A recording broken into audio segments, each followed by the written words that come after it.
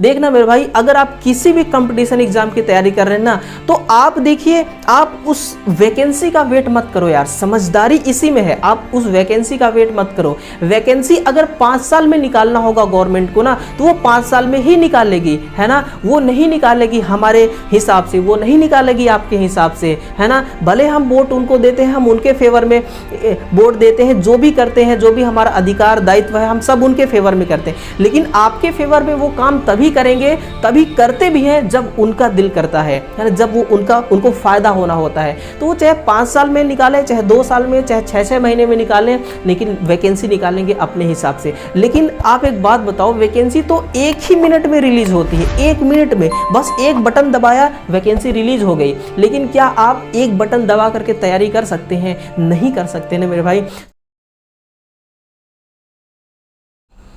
सुप्रभात, नमस्कार, स्वागत है आप सभी का एक प्यारा सा चैनल निमी टेक्निकल क्लासेस में। सबसे पहले अपने विद्यार्थियों से, दोस्तों से, भाइयों से माफ़ी मांगने में ही भलाई है, क्योंकि ये जो आपकी 7:30 बजे वाली क्लास है, इस क्लास को हम कंटिन्यू आप सभी को नहीं दे पा रहे हैं। इसके पीछे का भी एक रीज़न है, और वो रीज़न है आप सभी के सामने। यानी कि हम भी आप सभी के लिए ऑफलाइन क्लास लेकर आ रहे हैं, और इन्हीं ऑफलाइन क्लास के बीच में जो काम होता है, जो आपको सुविधाएं हमें देना होता है, उन सुविधाओं में हम जुटे हुए हैं, जिसके कारण मैं आपको पर डे क्लास नहीं दे पा रहा हूं। लेकिन अब आपसे वादा है मेरा कि अब आपको सुबह 7:30 बजे पर डे क्लास देखने को मिलेगा, है ना। ये जो हमारा एक प्यारा सा पंपलेट है, मैं इसको कम्युनिटी टैब पर पोस्ट कर दूंगा। आप वहां जाकर के क्या क्या सुविधाएं आपको मिलेंगी, कैसे कैसे आपको तैयारी कराया जाएगा, सारी चीजें इस पर लिखी हुई है ना। जैसा कि मैं आपको थोड़ा सा बता दूं कि 3 डेज का हमारा फ्री डेमो क्लास चलेगी, है ना। डिजिटल क्लासरूम द्वारा तैयारी किया जाएगा, ठीक है ना। सोमवार से शुक्रवार डेली क्लास चलेंगी, और प्रत्येक शनिवार को प्रैक्टिस टेस्ट होगा, है ना। और सभी क्लास का आपको ई नोट्स मिलेंगे, पीडीएफ मिलेगी, वीकली एंड मंथली आपका एमसीक्यूज टेस्ट होगा, और बहुत ही कम फीस में आपको उच्च क्वालिटी की सुविधाएं मिलेंगी, उच्च क्वालिटी की तैयारी कराई जाएंगी, और समय समय पर आपको सही मार्गदर्शन और मोटिवेशन, जो एक स्टूडेंट के लिए काफी जरूरी होता है, वो मिलेगा। और मेन एग्जाम देने से पहले टॉप एमसीक्यूज का सॉल्यूशन कराया जाएगा। ये सारी सुविधाएं मिलने वाली है आपको। अगर और इसके बारे में डिटेल चाहिए तो ये दिए गए नंबर 8717918422 इस नंबर पर कॉल घुमाइए और टोटल जानकारी लीजिए। तो चलिए दोस्तों, अपने इस सेशन को आगे बढ़ाते हैं, और हमारा आज के इस क्लास का पहला क्वेश्चन आप सभी के सामने आ चुकी है ना। बिल्कुल ध्यान से देखिएगा, बिल्कुल गौर से और तसल्ली के साथ देखिएगा, यह क्लास आपके लिए बहुत ही इंपॉर्टेंट है। पहला क्वेश्चन देखते हैं कि 3 फेज का एक हमारी इंडक्शन मोटर है, इसमें जो इंचिंग सर्किट किया जाता है, यह इंचिंग सर्किट का क्या तात्पर्य है ना। क्यों करते हैं हम इंचिंग सर्किट? देखिए दोस्तों, क्या होता है कि जब हमारी मोटर मैन्युफैक्चर होती है, जिसको हम कहते हैं निर्माण करना। जब हमारी मोटर की जब हम निर्माण करते हैं, उस टाइम पर हम मोटर जब हमारी पूरी तरह से कंप्लीट हो जाती है ना, वायरिंग सारी चीजें कंप्लीट हो जाती है, तो हम स्टार्टर लगा करके इस मोटर की टेस्टिंग करते हैं। हम देखते हैं कि भाई हमारी मोटर ठीक तरीके से परफॉर्म कर रही है या नहीं। तो मोटर को हम ना कभी कभी क्या करते हैं कि थोड़े थोड़े टाइम के लिए चला करके देखते हैं, जिसको कही जाती है कि मोटर का रुक रुक कर चलना। आंसर क्या होगा? Option number A. ये जो आपको टोटल डायग्राम दिखाई दे रहा है, इसी को कही जाती है दोस्तों इंचिंग सर्किट। इसको हम क्या कहते हैं? Inching circuit. ये एक्चुअली ये जो डायग्राम है ना, ये कंट्रोल वायरिंग से की जाती है। किससे? इसमें इंचिंग सर्किट जो होती है, ये सर्किट कंट्रोल वायर द्वारा तैयार की जाती है। और इसी के साथ में देखिए, ये जो सर्किट यानी कि ये जो डायग्राम दिखाई दे रहा है, ये आपका जो प्रारंभक होता है, जिसको आप कहते हैं स्टार्टर, जिसको आप क्या कहते हैं? आप कहते हैं स्टार्टर। स्टार्टर के अंदर का एक पार्ट होता है। ये काम कैसे करता है वो सुनना। यहां से मान लीजिए आपकी सप्लाई गई है ना, यहां पर स्टॉप बटन है, यह है स्टार्ट बटन, है ना। स्टॉप बटन के जरिए करंट गई, करंट यहां पर जाके रुकेगी, क्योंकि यहां पर 2 ब्रांच है ना। यहां आगे यहां पर जाकर के रुक जाएगी, क्योंकि यहां पर स्टार्ट बटन को अभी आपने दबाया नहीं है। तो करंट कहां जाएगी? फिर इधर आएगी लौट करके। इस यहां पे भी 2 ब्रांच, यहां पर भी करंट जाकर के रुक जाएगी, फिर वही करंट घूम घाम के आएगी यहां पर। देखिए जो इंचिंग सर्किट होता है ना, इसमें एक पुश बटन होती है। इसमें क्या होती है? एक पुश बटन। ये पुश बटन जो होती है ना, ये इस पुश बटन में लिखा भी होता है इंचिंग, इंच या फिर जॉगिंग। इसका दूसरा नाम क्या है दोस्तों? इसका दूसरा नाम है, आप ध्यान रखिएगा, इसको हम दूसरा नाम जॉगिंग सर्किट के नाम से भी जानते हैं। इसको हम क्या कहते हैं? जॉगिंग सर्किट, इंचिंग सर्किट, दोनों एक ही बात है। हमने इसको क्या किया, इस पुश बटन को हमने दबाया तो ये कहां, यहां पर आके भिड़ गया। अब सप्लाई यहां बढ़ेगी, यहां जाते ही ये आपकी मोटर है, और मोटर ये आपकी क्या हो जाएगी? ये आपकी स्टार्ट हो जाएगी, यानी कि चलने लगेगी। जब तक चलेगी, यानी कि तब तक चलेगी जब तक आप इस पुश बटन को दबा के रखेंगे। जैसे ही छोड़ेंगे, स्प्रिंग के जरिए ये अपने पुराने पोजीशन पे आ जाएगी और सप्लाई फिर से यहां पर कट हो जाएगी, है ना, आगे सप्लाई नहीं जाएगी। तो इस प्रकार से मोटर को रुक रुक कर चलाया जाता है, टेस्टिंग की जाती है, जिसे हम क्या कहते हैं? Inching circuit. ठीक है मेरे भाई, क्या कहते हैं इसको? Inching circuit. कमेंट करके बताइएगा, है ना, कमेंट करके बताइएगा क्या ये क्वेश्चन आपको समझ में आया। यदि आपको नहीं आया होगा तो वीडियो को थोड़ा सा बैक कीजिएगा और इसको दोबारा समझना मेरे भाई, ठीक है ना। अगला क्वेश्चन देखिएगा, इसमें देखिए आई थिंक 14-15 क्वेश्चंस हैं और सारे क्वेश्चन ना बिल्कुल दोस्तों जानदार क्वेश्चन है। हर क्वेश्चन में दोस्तों हम जान डालने की कोशिश करेंगे। किसी ट्रांसफार्मर में फ्लैश पॉइंट से आप क्या समझते हैं, है ना, कोई ट्रांसफार्मर है उसमें फ्लैश पॉइंट से क्या समझते हैं? ये जो फ्लैश पॉइंट है ना दोस्तों, ये किससे संबंधित है? ये ऑयल से संबंधित है। किससे संबंधित है? ये ट्रांसफार्मर तेल से संबंधित है। किससे? ये ट्रांसफार्मर तेल से संबंधित होता है, यानी कि ऑयल में नमी होना, ऑयल का जलन बिंदु, है ना, ऑयल का इग्निशन पॉइंट। तो ऑप्शन नंबर देखिए सी सही होगा, ऑयल का इग्निशन पॉइंट। सुनना मेरे भाई, इग्निशन पॉइंट का मतलब क्या होता है? जैसे कि आपका कोई ये एक जार है या कोई कुछ भी है, इसमें क्या भरा हुआ है? इसमें तेल भरा हुआ है ना, ये एक ट्रांसफार्मर है, इसमें तेल भरा हुआ है, ठीक है ना। इस ट्रांसफार्मर में जो तेल है ये क्या है? ये है इसका ट्रांसफार्मर तेल। जैसे कि ट्रांसफार्मर में आपने लोड कनेक्ट किया, है ना, लोड कनेक्ट किया तो ट्रांसफार्मर का ऑयल 140 से लेकर के 160 डिग्री सेंटीग्रेड तापमान पर गर्म हो गया, है ना। अब जैसे जैसे लोड बढ़ाएंगे ये भी बढ़ेगी, तापमान भी बढ़ेगी, लेकिन अब ये जो 140 से 160 डिग्री का तापमान है ना, अब ये पूरी तरह से ये ऑयल इतना हीट हो चुका है कि इससे अधिक लोड बढ़ाएंगे तो तापमान 160 डिग्री सेंटीग्रेड से अधिक हो जाएगी। ये जो तापमान है ना, ये तापमान से आपका जो तेल है, यानी कि ट्रांसफार्मर का जो तेल है, ये पूरी तरह से तैयार हो चुकी है आग लगने के लिए, लेकिन आग लगी नहीं है, पूरी तरह से तैयार हो चुकी है। उसी को कही जाती है फ्लैश पॉइंट, है ना। इस फ्लैश पॉइंट को हम क्या कहते हैं? दमक बिंदु। अगर आपसे पूछा जाए कि दमक बिंदु का मान कितना होता है तो 140 से 160 डिग्री सेंटीग्रेड। कई बार एग्जाम में दोस्तों पूछा गया है, लपेटिएगा आप भी इसका आंसर अगर आ गया मुंह उठा के, तो 140 से 160 डिग्री सेंटीग्रेड इसका दमक बिंदु होता है, ठीक है ना। अगर पूछूं दोस्तों कि इसमें पानी का मात्रा कितना होता है ना, पानी का मात्रा, वाटर कंटेंट कितना होता है इस ट्रांसफार्मर ऑयल में, तो ध्यान से नोट कर लेना मेरे भाई, 50 ppm, है ना। पीपीएम बोले तो पर पार्ट्स मिलियन, है ना, पर पार्ट्स मिलियन। यानी कि अगर ट्रांसफार्मर ऑयल का 1 मिलियन बूंद है, उसमें पानी का हम 50 बूंद डालेंगे। पानी का कितना बूंद डालेंगे? 50 बूंद डालेंगे, है ना। अगर इससे ज्यादा कर देंगे आप तो फिर ऑयल में नमी हो जाएगी, ऑयल में नमी उपस्थित हो जाएगी। इसलिए पानी का जो कंटेंट होता है, वाटर कंटेंट, इतना होता है। एक और बड़ा क्वेश्चन बनता है कि बताइएगा इसका घनत्व कितना होता है ना, ट्रांसफार्मर ऑयल का घनत्व, वो लिखेगा 0.89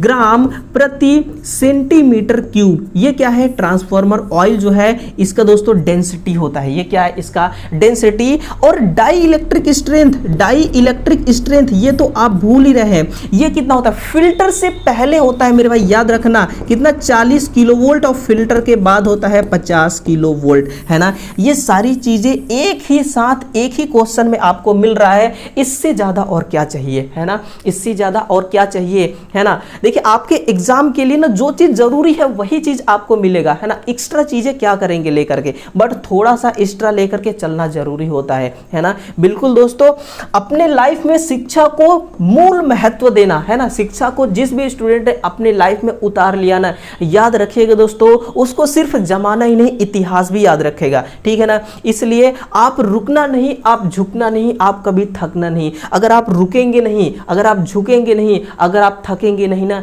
तो अगर आप मतलब कि अगर आप रुकेंगे नहीं ना, तो आप दोस्तों इतना आगे तक चले जाएंगे ना कि जहां तक आपने सोचा भी नहीं होगा, ठीक है। इंसान सारी चीजें एक ही बार थोड़ी सोच लेता है, जैसे जैसे स्टेप बाय स्टेप वो आगे बढ़ता है मेरे भाई, वैसे वैसे उसकी सोच भी आगे बढ़ती है ना। तो ये बात होती है, ठीक है। आंसर हमारा ऑप्शन नंबर सी हो चुका है, ऑयल का इग्निशन पॉइंट, है ना। ये रहा एक और दमदार क्वेश्चन। क्या कह रहा है कि किसी ट्रांसफॉर्मर, क्या कह रहा है, किसी ट्रांसफॉर्मर के प्राथमिक और द्वितीयक वोल्टेज में फेज अंतर कितना होता है। वो होता है, देखना, ये ट्रांसफॉर्मर है, ये ट्रांसफॉर्मर की है प्राइमरी वाइंडिंग, है ना, ये है इसकी सेकेंडरी वाइंडिंग। तो प्राइमरी और सेकेंडरी वाइंडिंग के बीच का गेम है। सुनिए, जब हमने प्राइमरी वाइंडिंग को दोस्तों सप्लाई दिया, कौन सा, एसी सप्लाई दिया, हमने नाम क्या दे दिया उसको, V1 दे दिया, या V इनपुट दे दिया, या फिर VS दे दिया, है ना। सारी बातें एक ही है, supply voltage, input voltage, V1 सब क्या है, सप्लाई वोल्टेज है। हमने इसमें दिया, अब इसमें ये फ्लक्स क्रिएट हो गया। ये आपको जो दिखाई दे रहा है, ये क्या है, ब्लू कलर की, ये है आपका फ्लक्स, मैग्नेटिक फ्लक्स। ये जो मैग्नेटिक फ्लक्स है, ये प्राइमरी वाइंडिंग के साथ लिंक हो जाएगी, जिस फैराडे का नियम लगेगा और इसमें एक ईएमएफ जनरेट होगी, जिसको हम नाम दे देंगे E1, है ना।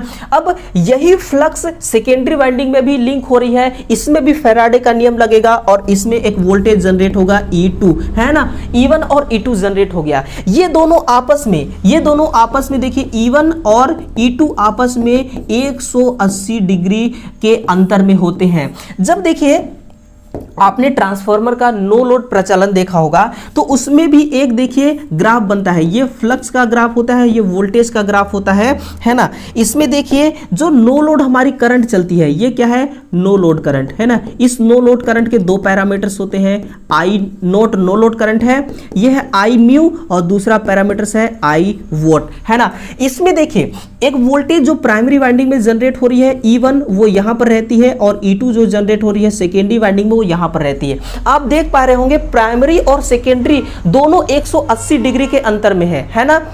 और इसी प्रकार से जो सप्लाई वोल्टेज और E1 है, ये भी 180 डिग्री पर है, सप्लाई वोल्टेज और E2 ये भी 180 डिग्री पर है। लेकिन जो आपका करंट चल रहा है आई नोट, है ना, करंट चल रहा है आई नोट, उसका जो पहला कंपोनेंट है आई म्यू, जिसको मैग्नेटाइजिंग करंट कहते हैं वो, और ये ईएमएफ दोनों एक दूसरे के 90 डिग्री पर है। उसी प्रकार से E2 भी 90 डिग्री पर है ना। बाकी सब कुछ 180 डिग्री पर है। तो आंसर क्या हो जाएगा, option number C, 180 degree centigrade क्या हो जाएगा, इसका सही आंसर हो जाएगा। ठीक है मेरे भाई, चैनल को सब्सक्राइब कर लेना इसी प्रकार का बिल्कुल दोस्तों दमदार कंटेंट पाने के लिए, है ना। वो सारी चीजें आपके लिए लेकर आया हूं, बस आप तसल्ली और इत्मीनान के साथ देखिएगा, है ना। चैनल को सब्सक्राइब कर लेना मेरे भाई, इसको शेयर भी एक बार करना, है ना, दोस्तों तक पहुंचाना इसको आपको, है ना। ये भी रिस्पॉन्सिबिलिटी आपकी ही है, ठीक है। मैं अपनी रिस्पॉन्सिबिलिटी पूरे रिस्पॉन्स के साथ, है ना, पूरे रिस्पॉन्सिबिलिटी के साथ मैं निभा रहा हूं, ठीक है।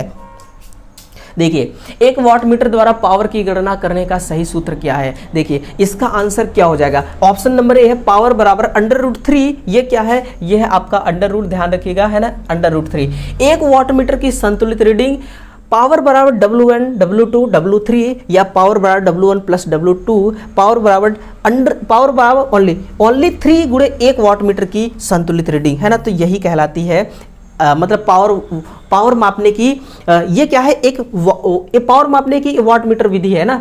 एक वाट मीटर विधि में पावर गणना इसी सूत्र के द्वारा किया जाता है। देखना, अब इसके द्वारा हम संतुलित लोड का पावर ज्ञात करते हैं। किसका, संतुलित लोड का पावर ज्ञात करते हैं मेरे भाई। संतुलित लोड किसको कहते हैं, है ना, हम क्या कहते हैं, संतुलित लोड। मैं यहां पर लिख रहा हूं, जो आपकी संतुलित भार है ना, ये किसको कहते हैं, 3 फेज का मान लीजिए संतुलित भार। किसी ने आपसे पूछ दिया कि भैया 3 फेज में बैलेंस लोड किसको कहते हैं, तो देखिए 3 फेज में बैलेंस लोड क्या होगा, ये है R फेज, ये Y फेज, ये है B फेज, है ना, ये क्या है R Y B। देखिए इसमें क्या चल रही है, पावर चल रही है ना, इसमें क्या चल रही है, पावर। इस पावर का है ना किसी भी एक फेज का हम ले लेते हैं, जैसे आर फेज का, आर फेज में जो पावर चल रही है, इस पावर का जो इंपीडेंस होगा, जिसको हम क्या कहते हैं मेरे भाई, प्रतिबाधा, प्रतिबाधा, और इसका एम्पलीट्यूड जिसको हम क्या कहते हैं, आयाम, और इसका एंगल यानी कि पावर फैक्टर, यानी कि पावर फैक्टर। इसी प्रकार से तीनों फेज में पावर का प्रतिबाधा, पावर का आयाम और पावर का पावर फैक्टर अगर एक समान है तो उसको हम क्या कहेंगे, उसको हम कहेंगे मतलब कि संतुलित भार कहेंगे, हम उसको क्या कहेंगे, अनबैलेंस लोड, और sorry balance load. Unbalance load किसको कहेंगे, जिसमें किसी का इंपीडेंस कम, किसी पावर का इंपीडेंस अधिक, यानी किसी फेज के पावर का इंपीडेंस कम अधिक, आयाम कम अधिक, पावर फैक्टर कम अधिक, तो वो अनबैलेंस लोड कहलाएगी, उसको हम क्या कहेंगे, अनबैलेंस लोड, है ना। तो आंसर क्या हो गया, ऑप्शन नंबर डी कि पावर बराबर W गुणे 1 वाटमीटर की संतुलित रीडिंग, है ना। अब देखना, अगर इसका आपको पीडीएफ चाहिए तो आपको टेलीग्राम को ज्वाइन करना होगा, है ना। डिस्क्रिप्शन बॉक्स में बकायदा लिंक दिया गया है, वहां से जब आप उसको क्लिक करेंगे तो डायरेक्ट आप स्विच कर पाएंगे हमारे टेलीग्राम चैनल पर, और वहां से आप पीडीएफ कंटेंट को डाउनलोड कर सकते हैं, देख सकते हैं, जो रिवीजन के टाइम पे दोस्तों बड़ा काम आता है ना। रिवीजन के टाइम पे आपके साथ वो सच्ची दोस्ती निभाता है, ठीक है ना। क्या करता है वो, सच्ची दोस्ती निभाता है। तो आप ध्यान रखिएगा, पीडीएफ जरूर देखिएगा, है ना। एक वेल्डिंग वर्कशॉप है जो 3 फेज 415 और 50 हर्ट्ज सप्लाई प्राप्त है ना, यानी कि कोई वर्कशॉप है जिसको 3 फेज सप्लाई मिल रहा है। नीचे लिखा लोड जोड़ा जाना है, क्या क्या लोड है आपका, 2 वेल्डिंग सेट है 5 kVA का, और एक वेल्डिंग सेट है 5 kVA का, जो L1 L2 L1 L2 L3 है ना, ये है 3 फेज का। तो देखिए मतलब कि एक वर्कशॉप है, इस पे लोड कनेक्ट है। लोड क्या करता है, पावर का खपत करता है। पावर का खपत करेगा तो पावर कितना खपत हो रहा है उसकी रीडिंग हमें चाहिए ना। तो रीडिंग हमें अगर चाहिए तो हम किस प्रकार के वाट मीटर का प्रयोग करेंगे। देखिए 2 एलिमेंट 3 फेज वाट मीटर, या 3 एलिमेंट 4 तार टाइप 3 फेज वाट मीटर, या 3 एलिमेंट 3 तार टाइप 3 फेज वाट मीटर, या इनमें से कोई नहीं, नन ऑफ दिस। तो आंसर हो जाएगा 2 एलिमेंट 3 फेज वाट मीटर। इसका कहने का मतलब है 2 वाट मीटर विधि। इसका कहने का मतलब क्या है, 2 वाट मीटर विधि। अब 2 वाट मीटर विधि क्या करता है, ये करता है आपका संतुलित, है ना, नोट कीजिएगा, ये करता है आपका संतुलित प्लस असंतुलित, संतुलित प्लस असंतुलित भार का ये रीडिंग दे सकती है। ये क्या कर सकती है, संतुलित और असंतुलित भार का रीडिंग ये दे सकती है। क्योंकि देखिए इसमें 2 वेल्डिंग सेट है 5 kVA का, इसमें एक ही वेल्डिंग सेट है 5 kVA का, है ना, जिसमें L1 L2 है, इसमें है L1 L2 और L3। तो ये अनबैलेंस और बैलेंस दोनों प्रकार के लोड हो गए, है ना। तो दोनों प्रकार के लोड को इसकी रीडिंग कौन दे सकता है, पावर की रीडिंग कौन दे सकता है, तो वो दे सकती है आपकी 2 एलिमेंट 3 फेज वाट मीटर। एक मापक यंत्र को लीनियर तब कही जाती है जब देखिए क्या होता है, मीटर का आउटपुट इनपुट के अनुपात में हो, है ना। मीटर का आउटपुट इनपुट के अनुपात में, यानी कि एक करंट मीटर है एग्जांपल के लिए, उस करंट मीटर को जोड़ा गया है किसी मेन लाइन में जिसमें 5 एम्पीयर का करंट चल रही है, 5 एम्पीयर का करंट उसमें फ्लो हो रही है। तो आपका मीटर भी 5 एम्पीयर का करंट अपने डिस्प्ले पे शो कराना चाहिए, है ना। तो वही उसकी आउटपुट हो गई, है ना। अब देखिए कई बार क्या होता है ना कि मीटर में कई सारे एरर भी होते हैं, जैसे कि मीटर एरर, यानी कि जिसको हम कहते हैं इंस्ट्रूमेंट एरर, है ना, ह्यूमन एरर, टेम्परेचर एरर। कई प्रकार के एरर होने के कारण एक्चुअल में जितना वो मेजर कर रही है उतना डिस्प्ले नहीं कर पाती है ना। इसका रीजन क्या है, एरर, ठीक है। हो सकता है कि अगर 5 एम्पीयर का करंट लाइन में चल रही है तो ये हमें 4.8 एम्पीयर दे, 4.9 एम्पीयर दे, है ना, क्योंकि कुछ एरर के कारण वो क्या हो जा रही है, वहां पर शो नहीं हो रही है रीडिंग, है ना। तो ये होता है। नेक्स्ट क्वेश्चन है आपका, अगला है कि 2 पैरेलल में लगी रजिस्टेंसों का प्रभावी प्रतिरोध 40 ओम है, जिसमें से एक रजिस्टेंस का मान है 60 ओम, है ना। R1 ही देख लेते हैं, ये है 60 ओम, और R2 आपको क्या करना है, ज्ञात करना है ना। कैसे आप ज्ञात करेंगे, देखिए प्रभावी प्रतिरोध का मतलब क्या होता है, देखिएगा आपका प्रभावी प्रतिरोध का मतलब क्या होता है, इसका मान कितना दिया गया है, कितना दिया गया है, 40 ओम, है ना। कितना है, 40 ओम। प्रभावी प्रतिरोध का मतलब है कि टोटल रेजिस्टेंस, क्या है, टोटल रेजिस्टेंस, है ना। तो प्रभावी प्रतिरोध 40 ओम है।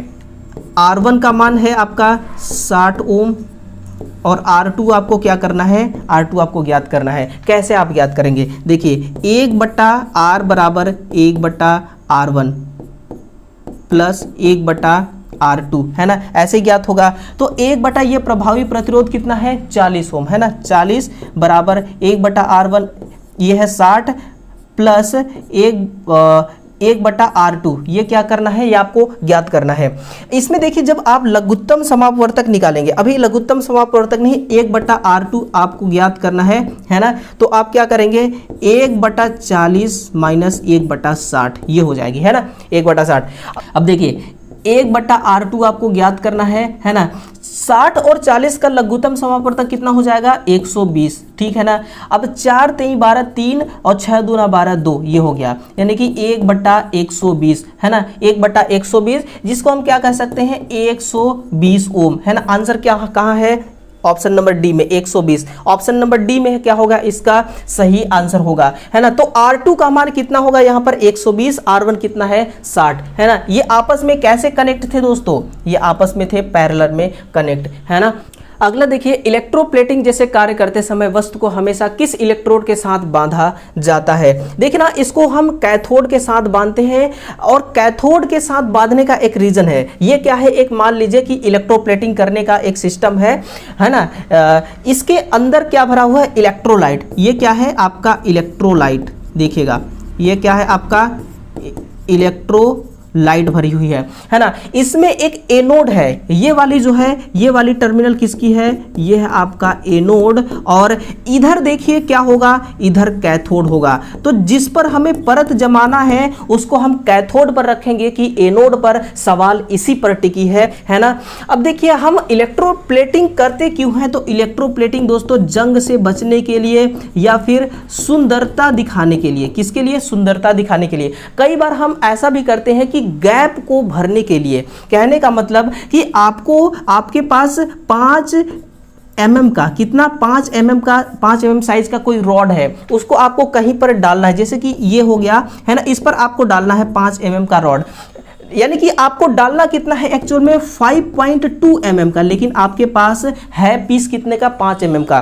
तो आप 0.2 mm का ना इलेक्ट्रोप्लेटिंग के द्वारा दूसरे पदार्थ का परत जमा करके इसको आप पूरा कर सकते हैं, ठीक है ना। तो इसके लिए भी काम आती है, तो जंग से बचाता है, ये दिखने में भी अच्छा दिखता है, इसीलिए हम इलेक्ट्रोप्लेटिंग को करते हैं। और देखिए इसमें हम क्या करते हैं दोस्तों कि निम्न मान का डीसी सप्लाई देते हैं, निम्न मान का हम इसमें क्या करते हैं डीसी सप्लाई देते हैं, जिसमें निम्न करंट होती है, जिसमें करंट का मान कैसा होता है, निम्न करंट होती है, और इसमें निम्न वोल्टेज भी होती है। निम्न करंट और निम्न वोल्टेज करने का मतलब हमारा एक ही है कि हम चाहते हैं कि ये जो हमारी प्रोसेस हो रही है, ये जो हमारी क्रियाकलाप हो रही है, इसमें से जब आयंस निकल करके इस पे चिपकते हैं, इसमें से आयंस निकल करके इसमें जब चिपकते हैं तो अस्थायी रूप से निकले और अस्थायी रूप से मजबूती के साथ इसमें जाकर के क्या हो जाए, वो चिपक जाए, है ना। अगर हाई वोल्टेज हाई करंट रहेगी तो ये प्रोसेस तो होगा, इसमें से कण रिलीज तो होंगे, लेकिन इस पे आकर के स्पीड से बैठेंगे और इसमें कठोरपन नहीं रहेगा, है ना। हमें ऐसा महसूस होना चाहिए कि हमने इस पे इलेक्ट्रोप्लेटिंग किया ही नहीं है ना। ये इसका मेन पीस है। इस प्रकार से अगर आप चाहते हैं कि ऐसा आपका ये क्रियाकलाप हो तो आपको निम्न मान का डीसी, जिसमें निम्न करंट और निम्न वोल्टेज हो, है ना, ऐसा आपको सप्लाई देना चाहिए। और एसी सप्लाई में यार इलेक्ट्रोप्लेटिंग जैसे काम संभव नहीं है ना, ये भी ध्यान रखना, ठीक है मेरे भाई। आगे देखते हैं नेक्स्ट क्वेश्चन, है ना। देखिएगा अगला है कि इलेक्ट्रोलाइट कैपेसिटर का प्रयोग किस सर्किट के लिए आप करते हैं, तो इसको आप फिल्टर सर्किट के लिए कर देते हैं। फिल्टर सर्किट के लिए देखिए क्या होता है कि यह है आपकी फिल्टर सर्किट, इसमें देखिए यह है कैपेसिटर, है ना, यह है आपका इलेक्ट्रोलाइट कैपेसिटर। अब इलेक्ट्रोलाइट कैपेसिटर के देखिए 2 सिंबल होते हैं ना, ये है, ये भी है प्लस, ये भी है माइनस, ये माइनस, और एक प्रकार से ये भी होता है, ये प्लस ये माइनस। अब कैसे आप समझेंगे कि ये दोनों के दोनों है आपके मतलब कि इलेक्ट्रोलाइटिक कैपेसिटर का ही सिंबल। तो ये है देखिए यूरोप देश का, कहाँ का है, ये यूरोप का है, और ये यूएसए का है, यानी कि अमेरिका का है ना। कहने का मतलब अमेरिका में इलेक्ट्रोलाइट पोलैरिटी पोल प्रकार का जो ध्रुवता वाली जो इलेक्ट्रोलाइट कैपेसिटर का संकेत होता है, यूएसए में उसको इस प्रकार से दर्शाया जाता है और यूरोप में इस प्रकार से दर्शाई जाती है ना। तो इसमें देखिए प्लस इधर होगा, माइनस इधर होगा, यह आपका इलेक्ट्रोलाइटिक कैपेसिटर।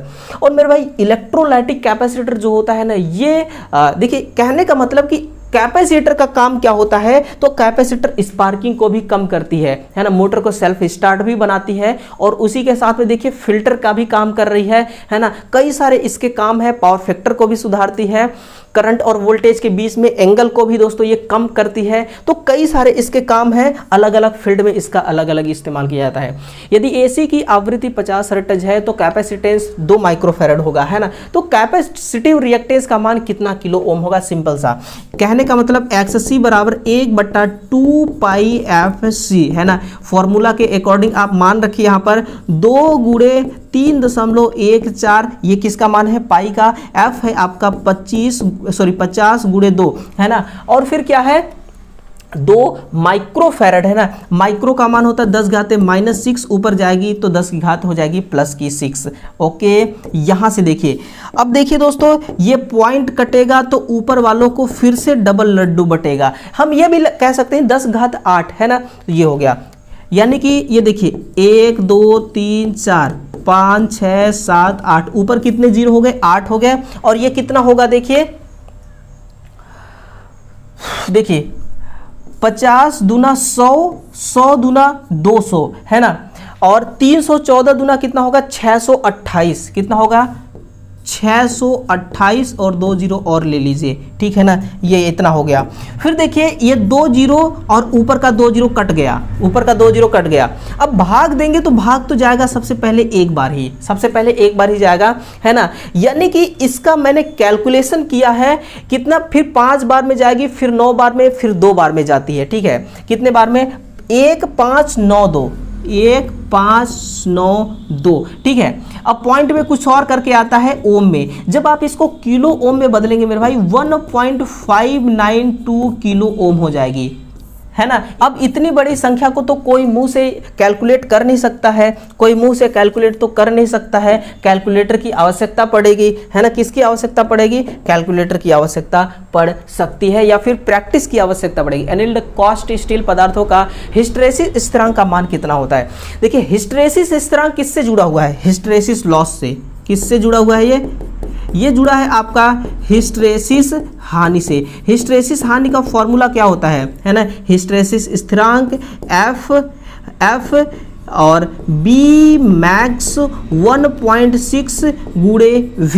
ये है क्या आपका हिस्टैरिसीस लॉस का सूत्र, है ना। ये है आपका, देखिए हिस्टैरिसीस स्थिरांक, ये क्या है, हिस्टैरिसीस स्थिरांक। ये है आपका फ्रीक्वेंसी, कौन सी फ्रीक्वेंसी, सप्लाई फ्रीक्वेंसी। ये है आपका मैग्नेटिक फ्लक्स घनत्व, ये क्या है, मैग्नेटिक फ्लक्स घनत्व। और ये है आपका कोर का आयतन या पीस का आयतन, है ना। इन सभी के समानुपाती होता है आपका हिस्टैरिसीस लॉस। इसमें से किसी को भी आप यदि कम करते हैं तो हिस्टैरिसीस लॉस कम होगा। हिस्टैरिसीस स्थिरांक का मान जितना कम होगा ना, उतना ही कम हिस्टैरिसीस हानि होती है। तो इसमें एनिल्ड कास्ट स्टील के बारे में पूछा गया है, तो एनिल्ड कास्ट स्टील का होता है 0.008, है ना। ये है आपका सिलिकॉन स्टील, ये किसका है, सिलिकॉन स्टील की, है ना, 0.001। इसलिए मोटर की कोर हो, आर्मेचर कोर या फिर ट्रांसफार्मर की कोर हो, हम हमेशा सिलिकॉन स्टील से बनाते हैं, क्योंकि हिस्टैरिसीस स्थिरांक बहुत कम होता है, 0.001। ये किसका है, ये है आपका MS स्टील की, जिसको माइल्ड स्टील कही जाती है। और ये है आपका कास्ट आयरन का, किसका, कास्ट आयरन यानी कि CI का, है ना। तो ये बात होती है आपकी हिस्टैरिसीस स्थिरांक, है ना, हिस्टैरिसीस स्थिरांक। फिर है अगला क्वेश्चन आपका है, नेक्स्ट है कि डीसी जनरेटर के कम्यूटेटर पर अधिक स्पार्किंग होने का कारण क्या हो सकता है। मैं इसको थोड़ा सा ना आपको डिटेल से बताने की कोशिश करूंगा। देखिए आंसर हो जाएगा ब्रूसों पर स्प्रिंगों द्वारा दबाव ठीक मात्रा में न पड़ना, यानी कि कॉन्टेक्ट सही से नहीं होगा तो क्या होगा, स्पार्किंग होगी, है ना। देखिए स्पार्किंग एक और केस में होती है, ये है कम्यूटेटर का सेगमेंट। ये क्या है, ये कम्यूटेटर का सेगमेंट है। देखिए इस प्रकार से इसके अलग अलग खंड होंगे, है ना। ये क्या है, इसके अलग अलग खंड है। और इस पे देखिए आर्मेचर में जो वाइंडिंग की जाती है उसको यहाँ पर कनेक्ट किया जाता है ना, इस प्रकार से इसको हम क्या करते हैं, यहाँ पर कनेक्ट करते हैं। ये बाहर निकल गई। देखिए जब आपकी जनरेटर चलती है ना मेरे भाई, जब आपकी जनरेटर चलती है ना, तो एक टाइम ऐसा आता है कि वो दो सेगमेंट के बीचों बीच रहती है, दो सेगमेंट के बीचों बीच आ जाती है। ये क्या है, ये है आपका ब्रूस, है ना, दो सेगमेंट के बीच में आती है।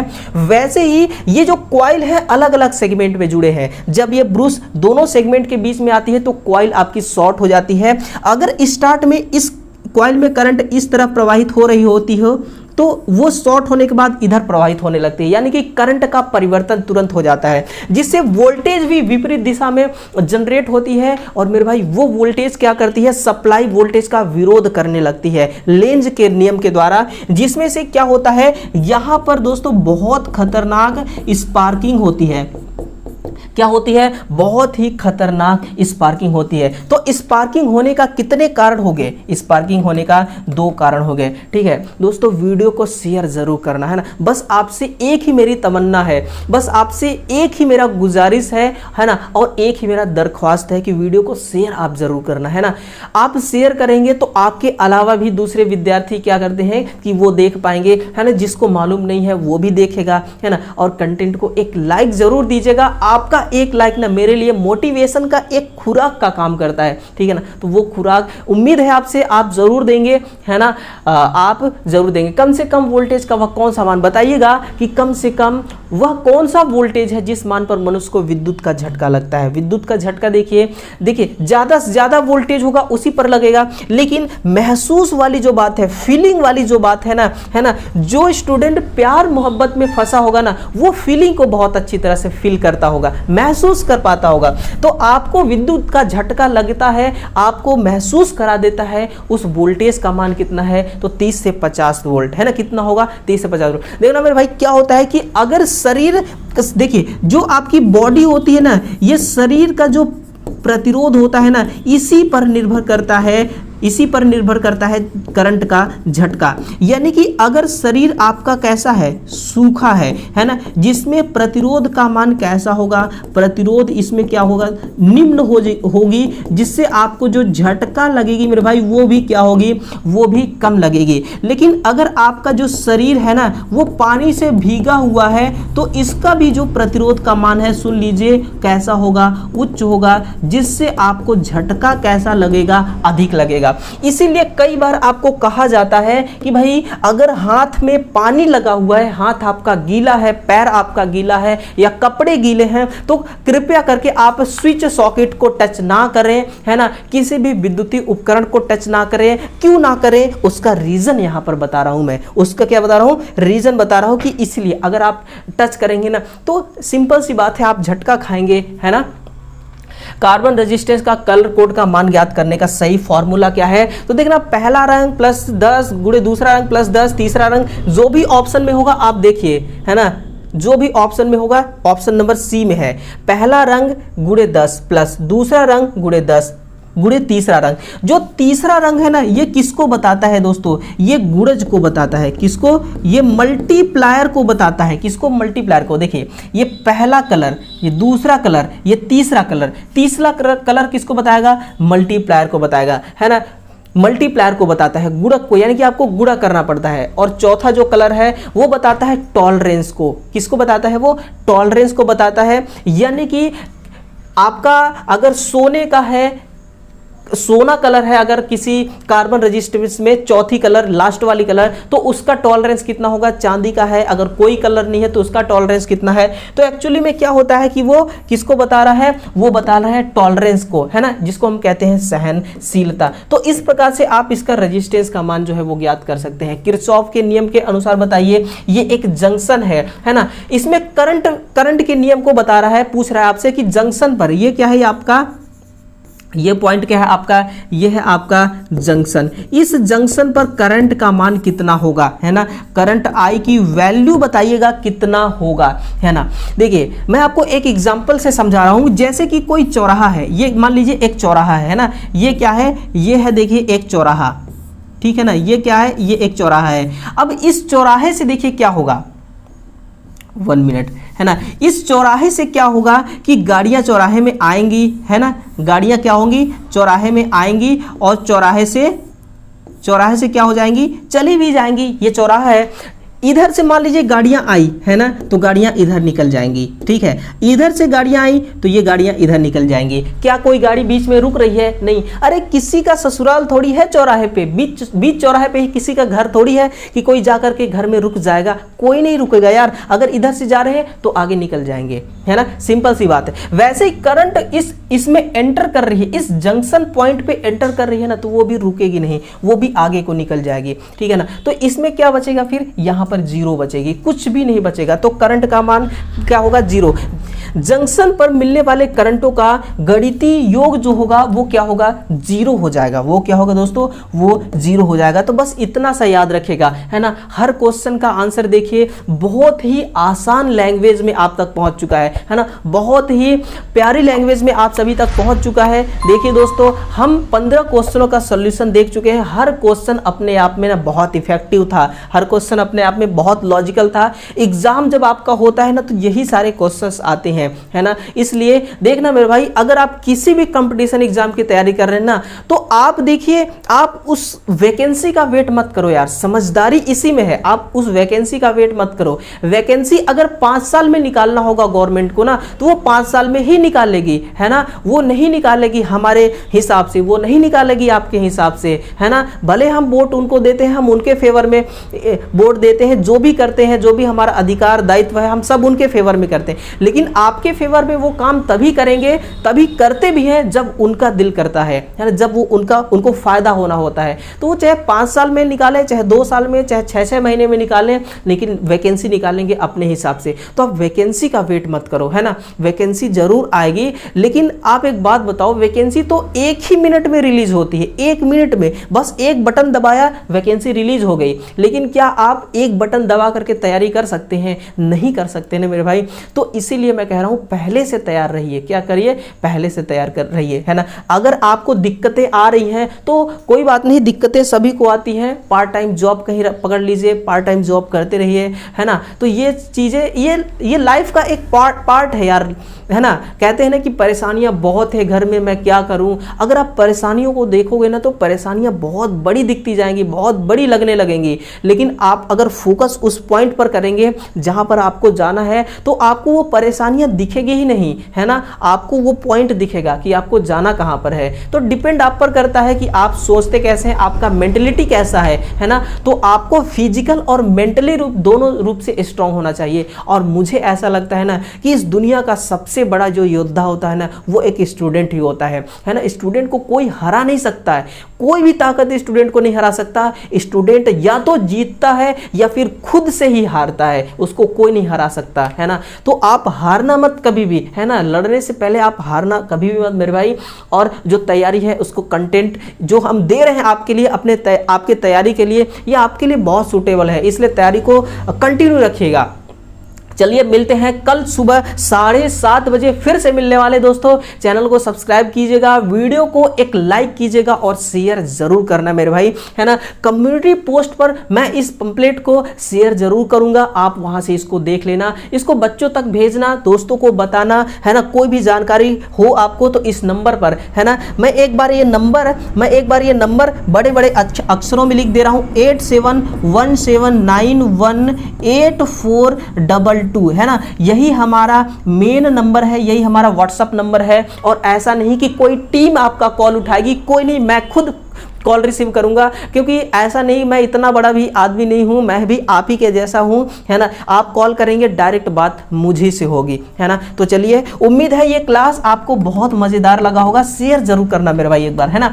चलिए, हम इस क्लास के 15वें पड़ाव तक पहुंच चुके हैं और अगला हमारा पड़ाव होगा 16वां क्लास। तो उस क्लास में भी जुड़ना मत भूलना। तब तक के लिए आप सभी विद्यार्थियों को दिल से थैंक यू, दिल से लव यू, दिल से धन्यवाद। चलिए कल सुबह मिलते हैं, तब तक के लिए जय हिंद, जय भारत, वंदे मातरम।